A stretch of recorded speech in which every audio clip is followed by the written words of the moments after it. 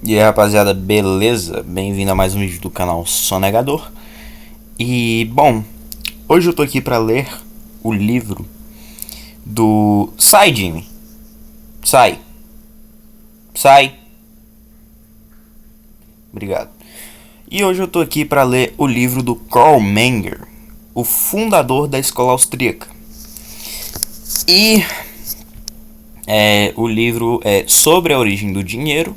Provavelmente é um livro de economia, né? Vai falar sobre dinheiro. E é um dos livros mais curtos aí, então por isso que eu peguei pra ler.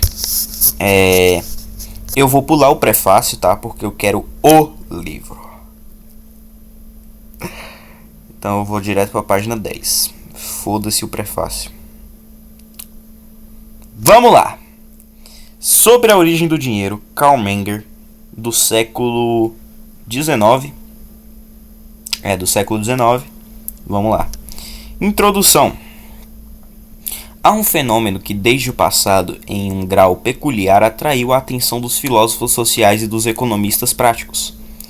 O fato de certas commodities, estas sendo em civilizações avançadas pedaços de ouro e prata em formato de moeda, em conjunto, posteriormente com documentos representando essas moedas, tornando-se meios de troca universalmente aceitáveis.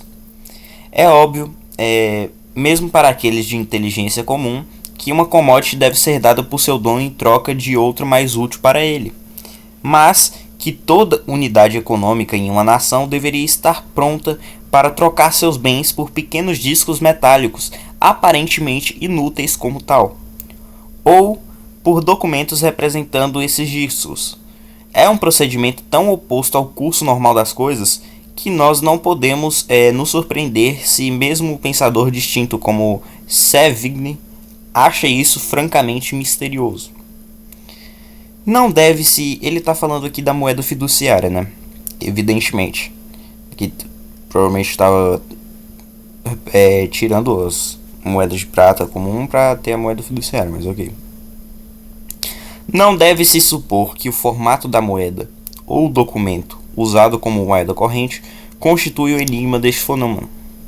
Nós podemos ignorar esses formatos e retornar aos estágios iniciais do desenvolvimento econômico, ou mesmo para o que ainda se obtém em alguns países aqui e ali, onde nós encontramos metais preciosos sem o formato de moeda servindo como meio de troca.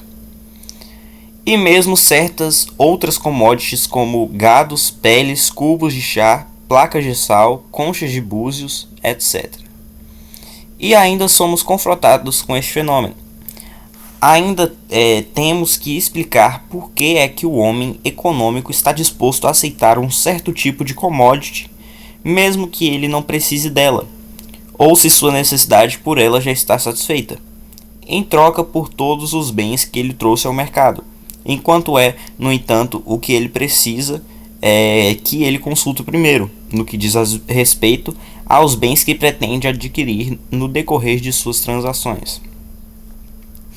E, portanto, corre desde os primeiros ensaios da contemplação reflexiva de um fenômeno social até nossos tempos, uma cadeia ininterrupta de disquisições sobre a natureza e qualidades específicas do dinheiro em sua relação a tudo que constitui o comércio. Filósofos, juristas e historiadores, bem como economistas e até mesmo naturalistas e matemáticos, lidaram com este problema notável, e não há pessoas civilizadas que não tenham fornecido sua parcela à abundante literatura sobre o assunto. Então, o geral tava falando, né? Qual é a natureza desses pequenos discos ou documentos, que em si mesmos não parecem servir de utilidade e que, no entanto, em contradição com o resto da experiência, passam de uma mão para outra em troca de mercadorias mais úteis? Mais que isso, que todo mundo é tão empolgado em entregar suas mercadorias? O dinheiro é um membro orgânico no mundo das commodities ou é uma anomalia econômica? Devemos referir a sua moeda comercial e seu valor no comércio com as mesmas causas, condicionando as de outros bens, ou são produto distinto da convenção e da autoridade? Resumindo, ou é um produto do Estado. Tentativas de solução até então. Vamos ver. Ali era só a introdução. Tava falando do dinheiro na época, que passou a ser o meio fiduciário, né? De... Como é que era que ele falava? De documentos? Alguma coisa assim. Mas ok, tentativas de solução até então. Nessa época não existia Bitcoin, né? Vamos ver qual era a solução do século XIX. Até agora, dificilmente pode ser alegado para os resultados da investigação sobre o problema acima citado que eles são proporcionados quer com grande desenvolvimento em pesquisa histórica em geral, quer com uma despesa de tempo e intelecto gastos nos esforços na solução. O fenômeno enigmático do dinheiro está até hoje sem uma explicação que satisfaça, nem tampouco a concordância quanto às questões mais fundamentais de sua natureza e funções. Ainda hoje, não temos uma teoria do dinheiro satisfatória. Então, até hoje, até o século XIX não se tinha uma teoria satisfatória, mas vamos ver o que o Karl Menger vai falar sobre. A ideia que primeiro veio à tona para explicar a função específica do dinheiro como meio de troca corrente universal foi de referir-se a ele como uma convenção geral ou uma isenção jurídica. Bom, isenção jurídica eu não sei, Uma convenção geral é tipo que é aceito por todo mundo, a corrente universal que ele fala aqui, que é aceito por todos. Ok. O problema que a ciência tem para resolver aqui consiste em dar uma explicação de uma conduta de ação geral e homogênea seguido pelos seres humanos, quando envolvidos em intercâmbio comercial, que, de forma concreta, fazem incontestavelmente pelo interesse comum, e, no entanto, que parece conflitar com os interesses mais próximos e imediatos de indivíduos contratantes. Sob tais circunstâncias, o que poderia ser mais contíguo do que a noção de referir-se ao procedimento acima citado a causas situadas fora da esfera de considerações individuais? Assumir que certas commodities, em particular os metais preciosos, foram exaltados no meio de troca por convenção geral ou lei no interesse do bem comum, resolveu a dificuldade, e resolveu aparentemente de forma mais fácil e natural, visto que o formato de moeda parecia ser um símbolo da regulamentação estatal. Essa questão, eu acho, dos metais serem usados para a fabricação de moedas, eu acho que começou no Império Romano. Eu já vi sobre isso. Começou no Império Romano, que eles começaram a fabricar esses negócios da moeda e realmente era visto como um símbolo da regulamentação estatal. Era visto como um símbolo, era o dinheiro do Estado, o dinheiro oficial do Estado. Tal é, de fato, a opinião de Platão, Aristóteles e dos juristas romanos, seguidos de perto pelos escritores medievais. Mesmo os desenvolvimentos mais modernos na teoria do dinheiro não foram, em substância, além deste ponto de vista. Examinando mais de perto, a suposição subjacente a esta teoria deu espaço a dúvidas sérias. Um evento de tal tamanho, significado universal e notoriedade tão inevitável como o estabelecimento por lei ou convenção de um meio de troca universal. Certamente teria sido retido na memória do homem, mas certamente visto que teria que ser realizado em um grande número de lugares. No entanto, nenhum documento escrito histórico nos dá notícias confiáveis de quaisquer transações que conferem um reconhecimento distinto sobre os meios de troca já em uso, ou que se referem à sua adoção por povos de cultura relativamente recente, muito menos testemunhando uma iniciação das primeiras eras da civilização econômica no uso do dinheiro. Tá, vamos continuar. Se eu não comentar muito é porque eu realmente não tenho muito o que comentar. Então eu só vou ler, mas pelo menos a leitura eu vou trazer para vocês, tá bom? E na verdade a maioria dos teóricos sobre este assunto não param na explicação do dinheiro como indicado acima. A peculiar adaptabilidade dos metais preciosos para propósitos de moeda e cunho foram notadas por Aristóteles, Xenofonte e Plínio, e em uma maior medida por John Law, Adam Smith e seus discípulos, que procuraram todos por uma explicação adicional sobre a escolha feita deles como um meio de troca, em suas qualificações especiais. Então, desde Aristóteles, né, já tinha essa busca por um meio de troca universal, né, pelo que eu entendi, né, porque o texto aqui ele tá bem uma linguagem mais complexa, mas pelo que eu entendi, desde essa época já tinha, né, uma busca por um meio de troca universal que poderia ser usado. E aí, né, passou por John Law, Adam Smith e seus discípulos. No entanto, é claro que a escolha dos metais preciosos por lei e convenção, mesmo que feita em consequência de sua peculiar adaptabilidade para fins monetários, pressupõe a origem pragmática do dinheiro e a seleção desses metais. E esse pressuposto não é histórico.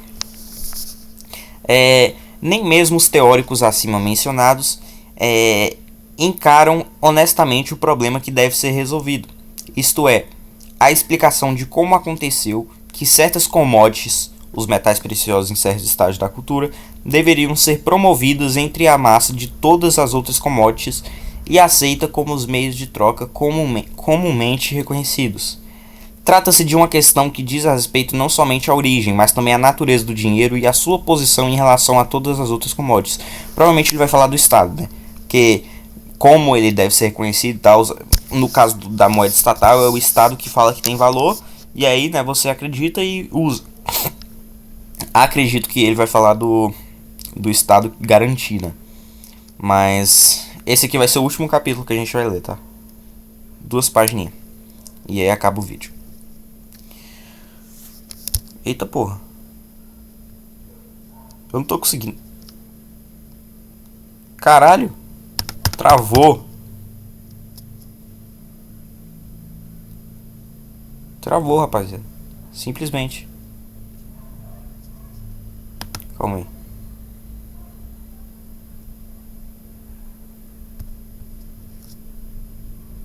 Caralho, agora. Tá, voltou. Voltou. Vamos lá. O problema da gênese do meio de troca. No comércio primitivo, o homem econômico está despertando, mas muito gradualmente, para uma compreensão das vantagens econômicas a serem obtidas pela exploração das oportunidades de trocas existentes. Os seus objetivos estão direcionados, primeiramente e acima de tudo, de acordo com a simplicidade de toda a cultura primitiva, apenas no que primeiramente se encontra acessível. E somente nessa proporção, o valor em uso das commodities que ele procura adquirir é considerado em sua negociação. Sob tais condições, cada homem tem a intenção de obter, a título de troca, apenas os bens que ele diretamente precisa. Então, né, quando o homem vai fazer uma troca, ele só vai considerar apenas os bens que ele precisa e rejeitar aqueles que ele não precisa, ou com o qual ele já está suficientemente provido. Está claro, então, que nessas circunstâncias o número de pechinchas realmente concluídas deve estar dentro de limites muito restritos. Considere o quão raro é o caso que uma commodity pertence a alguém é de menor valor de uso do que outra commodity pertence a outra pessoa. E no caso dessa outra pessoa, é a relação oposta. Mas quão mais raro é o acontecimento desses dois indivíduos se encontrarem? Será que é por isso que precisou haver a origem, né, desse meio de troca universal?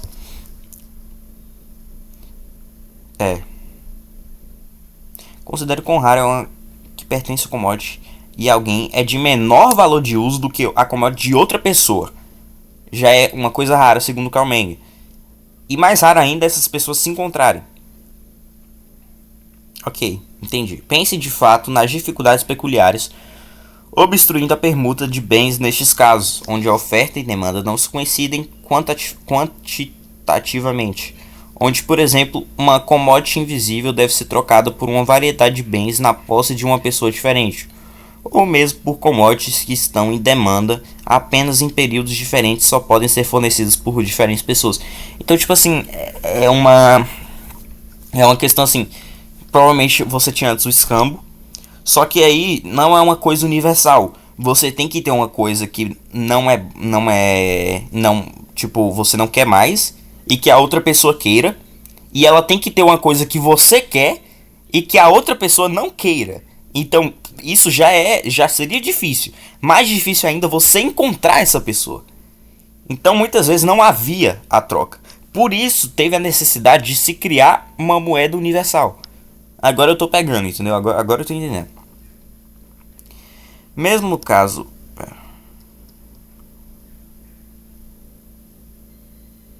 Eu já li isso aqui? Já li. Mesmo no caso relativamente simples e muitas vezes recorrente, onde uma unidade econômica A requer uma commodity pertencente a B, e B requer uma possuída por C, enquanto C requer uma que é propriedade de A. Mesmo aqui, sobre uma régua de mera permuta, a troca dos bens em questão seria, em regra, inevitavelmente deixada por fazer. Essas dificuldades poriam à prova obstáculos absolutamente insuperáveis para o progresso do intercâmbio comercial e, ao mesmo tempo, para a produção de bens que não possuem uma venda regular. Se não houvesse um remédio na própria natureza das coisas, isto é, os diferentes graus de vendabilidade, que porra é essa? Das commodities, absatisfarrigicate das commodities, entendeu? Então, assim, quando você não tem o absatisfarrigicate das commodities, não há uma a diferença existente a este respeito entre os artigos de comércio é do mais alto grau de significância para a teoria do dinheiro e do mercado em geral. E a falha em levá-la adequadamente em conta em explicar o fenômeno do comércio constitui não apenas como uma ruptura tão lamentável em nossa ciência, mas também uma das causas essenciais do atraso da teoria monetária.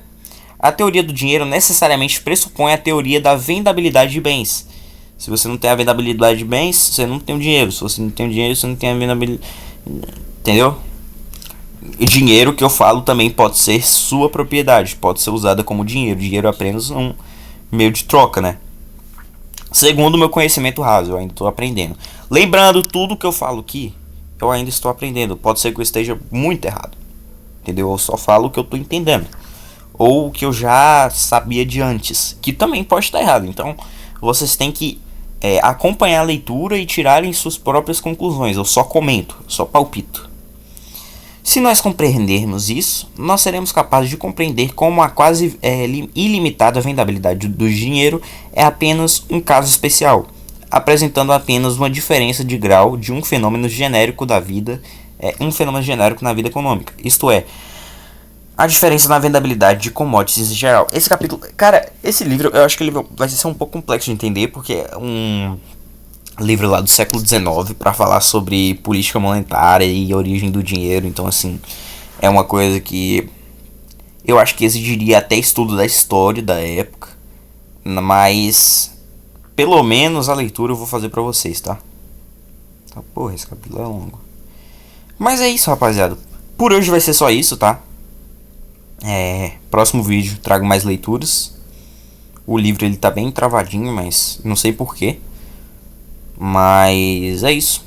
Espero que vocês tenham gostado do vídeo. Espero que vocês tenham entendido, pelo menos. Se gostou, deixa o like aí. Inscreva-se no canal. Falou.